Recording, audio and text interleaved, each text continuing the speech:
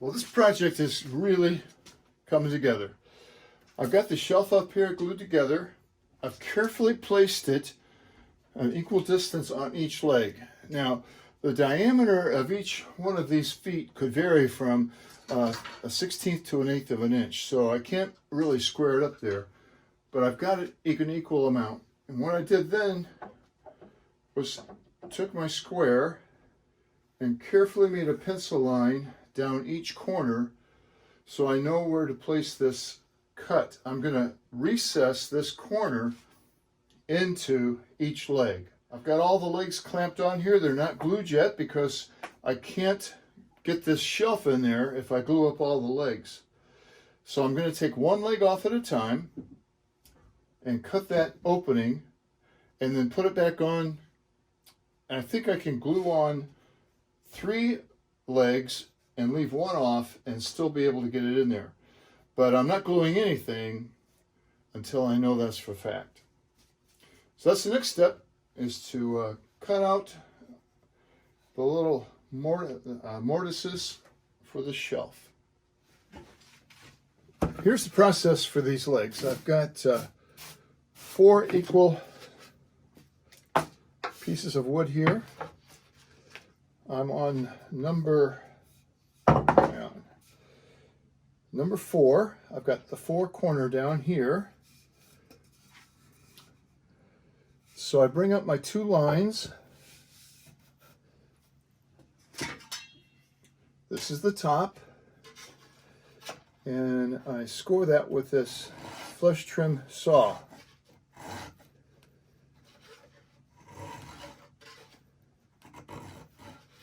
Score it all the way down to the line.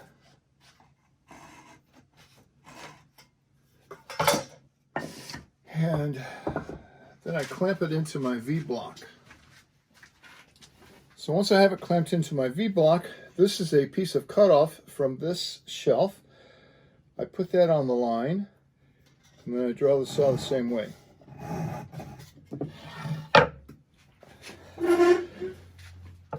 So once I have this line started, I can continue it until it gets to each of the down lines.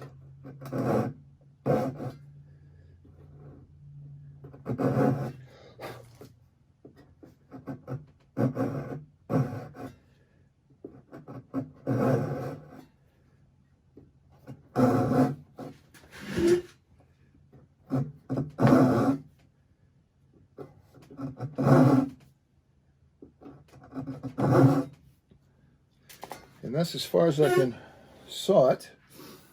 I've got this drill bit measured to the deepest part of that corner. Now, this isn't exactly a 45 here because one side is shorter. This is a rectangle, not a square.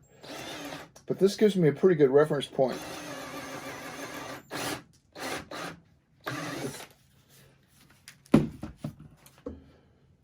So then I take my strop, and I've got a 3/4 inch, my old Stanleys here that I inherited. I've got them pretty sharp, but between honing, I just strop it a few times, and then I can start in the middle here, just making a V-notch and chipping those out until I get down to the bottom.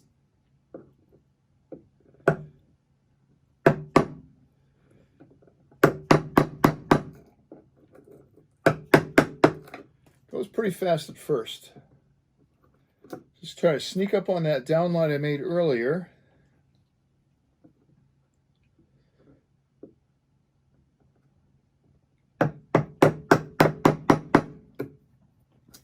Do the same on both sides.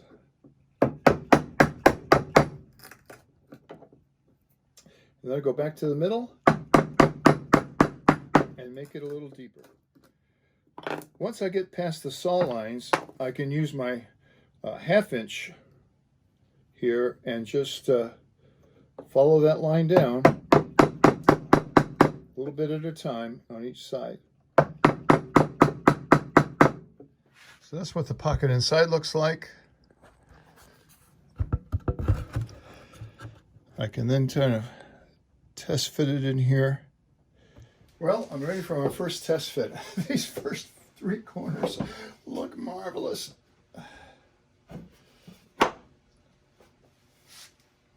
Holy smokes. I think I pulled this off.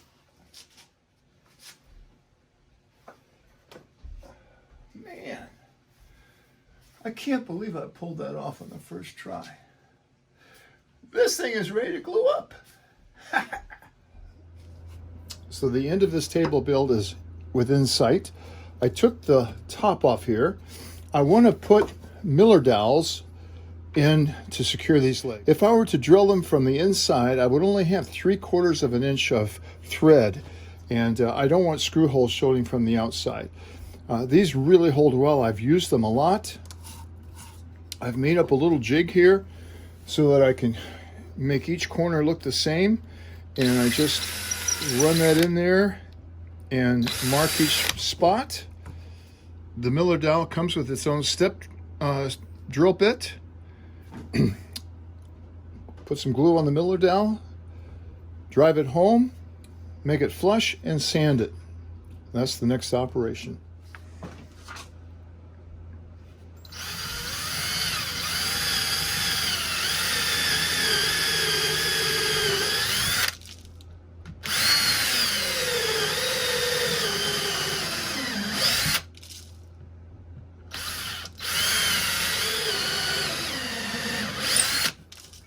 These dowels will also add a little decorative touch here on the corners.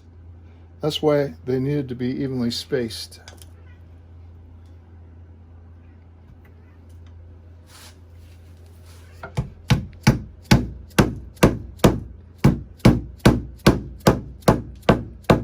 Drive them home just like a nail.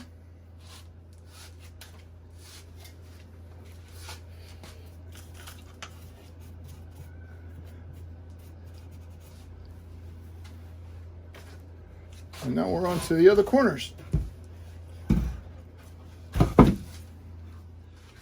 If you watched my last video, you saw me putting deeper veins in here. They're all equal now. The top has been sanded to 120. I've given Karen a sample of the different stains, and she's decided to go with Early American. And because this is pine, I'm going to use a pre-stain conditioner.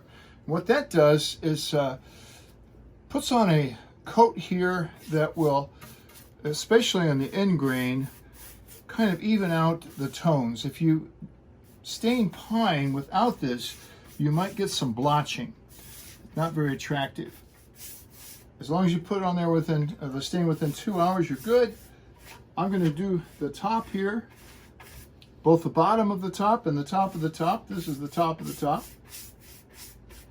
I'll turn it over and do the bottom, and by the time I do that, the top will be ready to wipe smooth. Then I'll flip it, wipe the other side smooth. So while that is curing or setting up, I'll do the legs, and by being able to detach the tabletop here, it makes the finishing process a whole lot easier. I'm doing the top here first because I want any of this excess to drain out of the V-grooves here. Those wormholes, termite holes, whatever they are, what critter created them, are really starting to stand out. But it looks like I've got a very good even finish on here. I don't see any scratch marks from the sanding.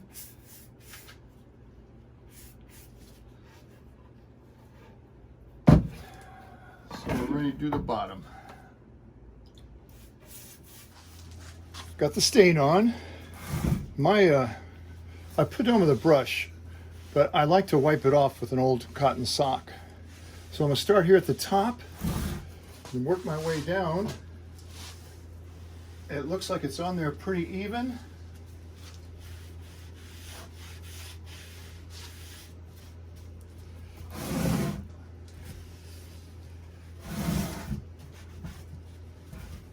Work each leg.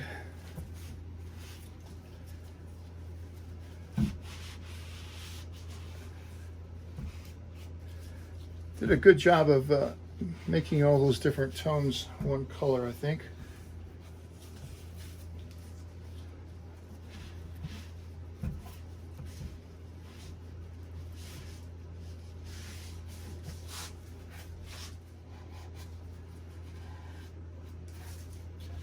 And I'll do the same to the top. I haven't put the stain on the top yet. I did go ahead and glue on the bottom here. I did glue the two far sides. That way it can float on the other side and it won't crack or pull away or anything.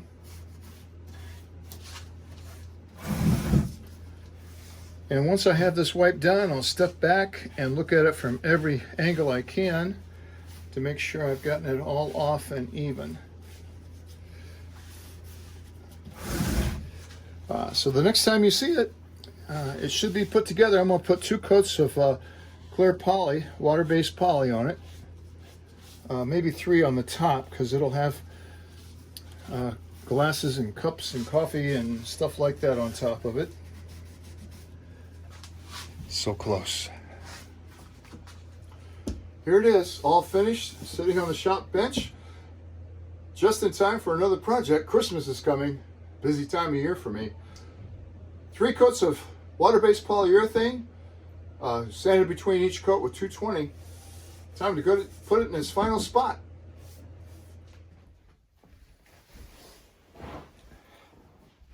Well, here it is in its new home. I would have set it parallel to one of the couches, but it's my wife's and this is the way she set it. Holds her cross stitch, and she wants a new lamp. But it's finished. Thanks for watching.